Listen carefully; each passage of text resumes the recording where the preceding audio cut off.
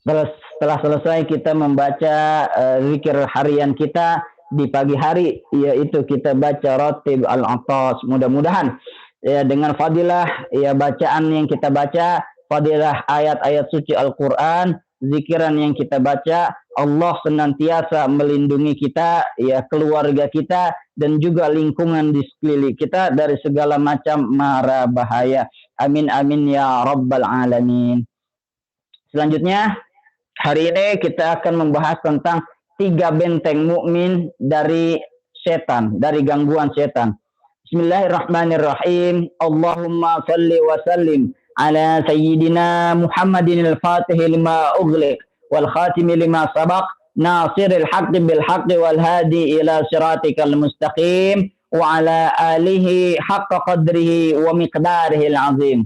Subhanaka la ilma lana إلا ما علمتنا إنك أنت العليم الحكيم رب اشرح لي صدري ويسر لي أمري واحلل عقدة من لساني يفقه قولي برحمتك يا أرحم الراحمين.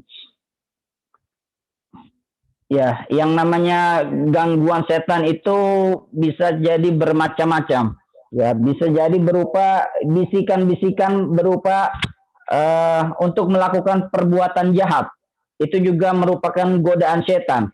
Ya, termasuk juga gangguan-gangguan yang secara emosional. Ya, itu juga merupakan datangnya dari setan. Ya, misalnya kita seringkali merasa cemas yang berlebih, merasa takut yang berlebih, merasa was-was, ya, merasa tidak yakin, ya, tidak yakin akan sembuh, ya takut, ya bahkan nauzubillahi min zalik, ya ada pikiran-pikiran jahat untuk ya segera mengakhiri hidup dan lain sebagainya. Itu semua datangnya daripada godaan setan, ya. Alladzi yuwaswisu fi sudurin nas. Memang gangguan setan itu datangnya ya untuk memberikan rasa was-was, rasa cemas, rasa takut ya kepada fi sudurin nas, yaitu datang di hati manusia.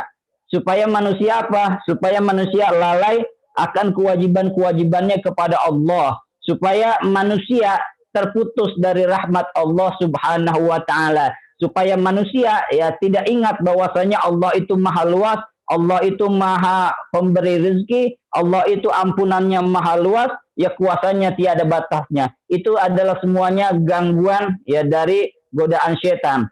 Ya, termasuk juga ya kita banyak dapat laporan dari teman-teman nakes yang lain bahwasanya ya pasien itu banyak yang merasa ya takut berlebih, ya yang merasa cemas dan lain sebagainya. Itu semua ya bisa jadi datang ya karena bisikan-bisikan setan, ya yaitu mengganggu manusia ya dari pikiran-pikiran yang jahat, dari pikiran-pikiran yang buruk dan lain sebagainya. Nauzubillahi min dzalik, ya. Wala tayasu min rahillah. Janganlah kita putus asa daripada rahmatnya Allah Subhanahu wa taala. Ya, sebab putus asa itu ya datangnya daripada godaan-godaan setan. Namun kali ini yang kita bahas ya, adalah bagaimana cara ya supaya kita membentengi diri ya supaya setan itu tidak bisa mengganggu, ya minimal tidak bisa membisikkan perbuatan-perbuatan yang jahat dan pikiran-pikiran yang negatif di dalam diri umat Islam. Di dalam kitab Nasaihul Ibad, ya ada salah seorang di zaman sahabat, yaitu Ka'ab al-Ahbar radhiyallahu anhu. Ya, beliau adalah salah seorang sahabat yang hidup di zaman Khalifah Sayyidina Umar bin Khattab. Ya, beliau mengatakan al-husun lil mu'minina minas syaitani thalathun.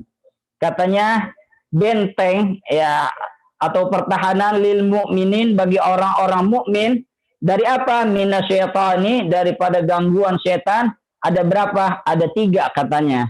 Yang pertama al-masjidu hisnun wa dzikrullahi hisnun wa qiraatul qur'ani hisnun. Yang pertama katanya adalah al-masjidu hisnun. Yang pertama adalah benteng, yang pertama adalah masjid. Ya, masjid dikatakan adalah bentengnya umat Islam, umat mukmin, orang-orang mukmin dari untuk ya berlindung kepada Allah daripada godaan-godaan setan. Tentu masjid ini merupakan tempat yang paling mulia, tempat yang dimuliakan. Ya, bahkan dikatakan di dalam suatu hadis, ahabul bilad ilallahi masajiduha wa abghadul bilad ilallahi aswaquha. Ya, suatu tempat yang paling dicintai Allah di suatu negeri apa? Masjidnya. Jadi tempat yang paling mulia, yang paling dicintai Allah di antara se-Indonesia ini, yang paling dicintai Allah adalah masjidnya. Wa abghadul bilad ilallah aswaquha. Dan tempat yang paling dibenci Allah ya di suatu negara adalah pasarnya. Ya, tentu yang pertama adalah dikatakan masjidnya. Kenapa dikatakan masjid yang paling mulia, yang paling disukai Allah? Sebab masjid adalah rumahnya Allah, tempat orang-orang beribadah, tempat orang-orang sholat, tempat orang-orang melaksanakan zikir, membaca Al-Quran, ya, menuntut ilmu, dan lain sebagainya. Itulah kenapa masjid dikatakan benteng. Sebab masjid, ya, kalau kita masuk masjid, insya Allah godaan-godaan setan itu tidak ada. Tidak ada yang namanya ya godaan pikiran yang macam-macam, insya Allah. Karena di dalam masjid dikatakan senantiasa dilindungi, ya, dikelilingi oleh malaikat dan lain sebagainya. Apalagi kita bergabung, berkumpul dengan orang-orang yang soleh, ya, ikut bergabung, ikut tadarus di masjid, ikut majelis ta'lim, ya, bahkan dikatakan duduknya kita sesaat saja di majelis ilmu, di majelis ta'lim, yaitu lebih baik daripada sholat sunnah 1000 rakaat. Lebih baik ya kita duduk, mendengarkan kajian, mendengarkan pengajian di masjid, dan lain sebagainya.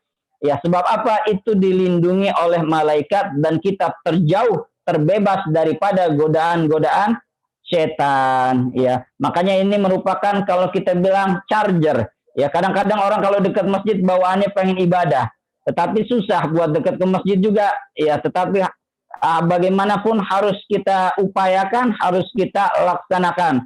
Ya, bagaimanapun juga senang gak senang kita laksanain, kita ke masjid. Supaya apa? Masjid itu perlindungan kita. Kita memohon perlindungan supaya apa? Supaya kita jauh daripada godaan setan, daripada bisikan-bisikan setan yang mencelakai diri kita, yang tidak ada bagus-bagusnya buat kita dan kehidupan kita.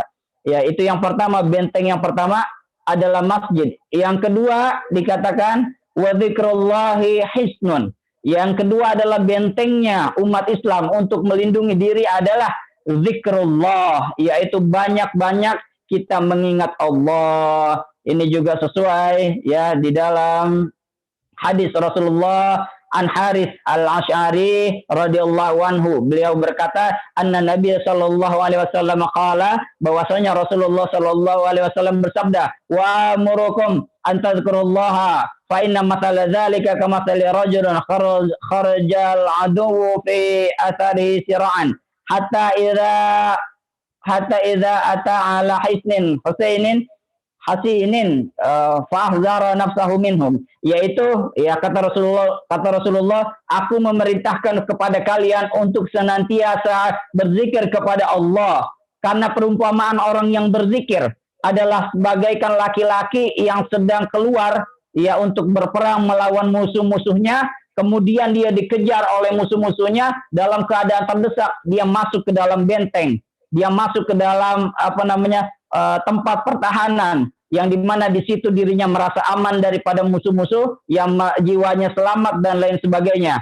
Kadzalikal abdu, begitupun seorang hamba yang berzikir, la yuhrizu nafsahu minasyaitani illa bidzikrillah. Begitupun seorang hamba, seorang mukmin, apabila dia berzikir kepada Allah, maka seakan-akan dia sedang masuk ke dalam benteng yang aman, senantiasa dia masuk ke dalam tempat pertahanan, perlindungan yang aman dari godaan setan.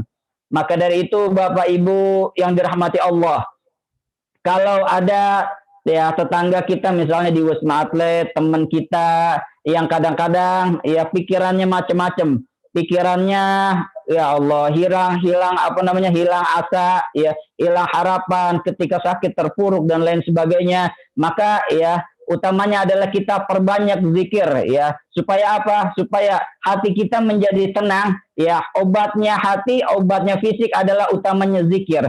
tentunya tetap kita minum obat dari dokter, ya.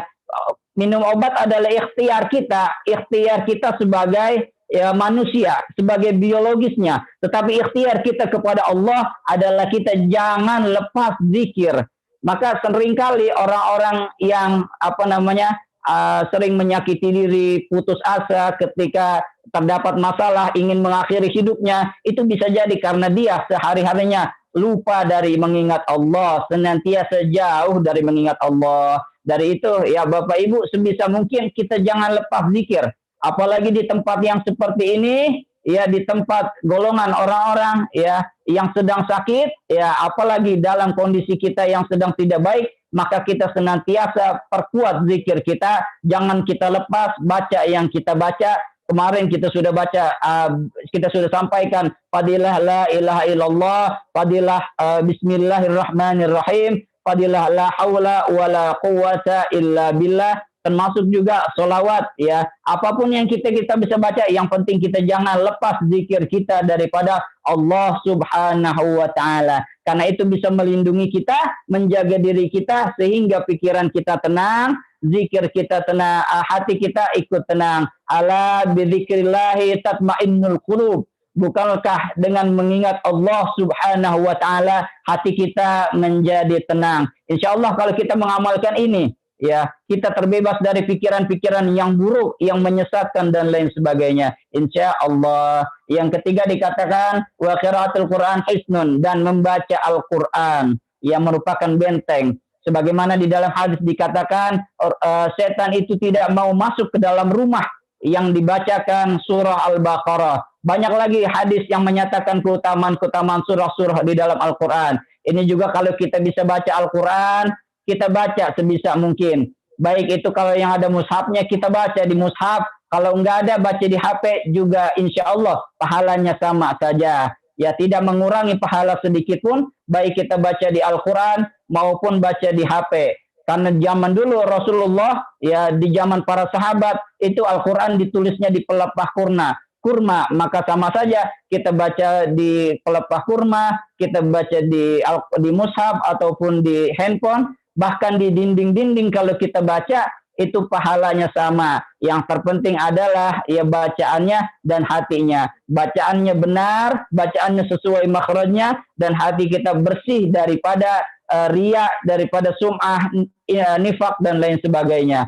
Itulah 3 benteng mukmin dari setan. Semoga kita senantiasa bisa mengamalkan ini sehingga kita bisa melindungi diri kita daripada godaan-godaan setan. Itulah yang bisa saya sampaikan, kurang lebihnya mohon maaf. Nanti sore tetap dilanjutkan oleh akhinal kiram Al-Ustaz Ahmad Fakhrul Razi. Billahi taufiq wal hidayah. Wassalamualaikum warahmatullahi wabarakatuh. Sehat-sehat semuanya Bapak Ibu. Alhamdulillah, insyaallah.